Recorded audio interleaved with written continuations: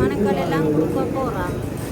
அந்த ஐநா நீதவானுக்கு காலகாலமாக இந்த பிரச்சனை தொடர்ந்து கொண்டே இருக்கு. இதுக்கு இந்த உண்மை நிலை என்னண்டு அடையாளம் கண்டு இந்த மனித புறக்குடியெல்லாம் தோண்டப்பட்டு அதுகளை ஆய்வு செய்து கொண்டிருக்கிறார்.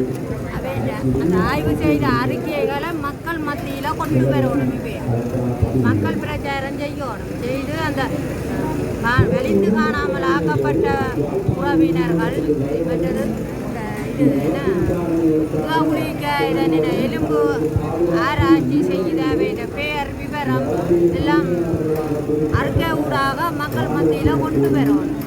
இது ஒரு உலக கண்துடைப்புக்காண்டி இந்த ஐநா அதிகாரி வந்து திரும்ப போகக்கூடாது. மற்றது இந்த மக்கள் மத்தியில் ஒரு நல்ல ஒரு இது கொண்டு வரணும். முற்றுப்புள்ளி கொண்டு வரணும்.